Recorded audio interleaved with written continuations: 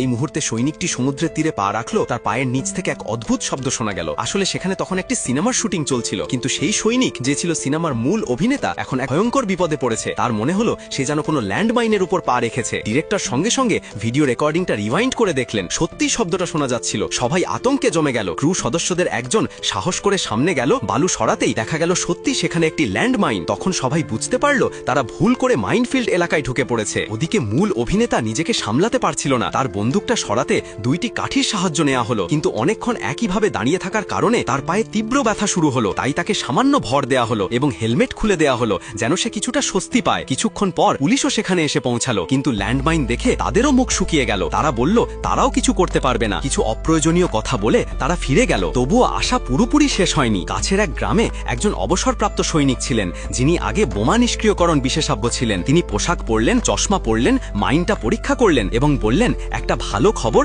ও একটা খারাপ খবর আছে। ভালো খবর হলো এটি প্রেসার বেসড মাইন, অর্থাৎ যতক্ষণ অভিনেতা তার পা না তুলছে ততক্ষণ এটি বিস্ফোরিত হবে না। খারাপ খবর হলো এমন মাইন সহজে সরানো সম্ভব নয়। হঠাৎ এক গরু দৌড়ে মাইনফিল্ডে ঢুকে পড়ল এবং এক ভয়ঙ্কর বিস্ফোরণে টুকরো টুকরো হয়ে গেল। সবাই স্তব্ধ হয়ে গেল। অভিনেতার শরীর ভয়ে কাঁপতে লাগলো। তখন ডিরেক্টর এক স্টান্টম্যানকে বলল, যদি তুমি ওকে বাঁচাও আমি তোমাকে সুপারস্টার বানাবো। স্টান্টম্যান রাজি হয়ে গেল। সে হাঁটু গেড়ে বসলো, সাবধানে অভিনেতার বুটটা ছুরি দিয়ে কেটে ফেললো। তারপর দুই দিক থেকে চাপ দিল। তার ইশারায় অভিনেতা ধীরে ধীরে পা বের করতে লাগলো। চাপের পরিবর্তনে মাইনের ট্রিগার নড়ল, কিন্তু শেষ মুহূর্তে টিম ওয়ার্কের কারণে অভিনেতা নিজের পা বের করে নিতে পারল। মৃত্যুর মুখ থেকে ফিরে এলো সে। সবাই দৌড়ে দিয়ে তাকে তুলে ধরলো। তারপর স্টান্টম্যান নিজে গিয়ে মাইনের ওপর শরীর রেখে দিল, অভিনেতাকে সম্পূর্ণ নিরাপদ করে দিল। অভিনেতা সমুদ্র তীরে ফিরে এসে প্রতিজ্ঞা করল একদিন সে স্টান্টম্যানকেই সত্যিকারের সুপারস্টার বানাবে। পরে ডিরেক্টর সবাইকে বাড়ি পাঠিয়ে দিল। সে মিথ্যা বলল যে একজন পেশাদার বোমা বিশেষজ্ঞকে ডেকেছে এবং বাকিদের সেখানে থাকা বিপজ্জনক। সবাই চলে গেলে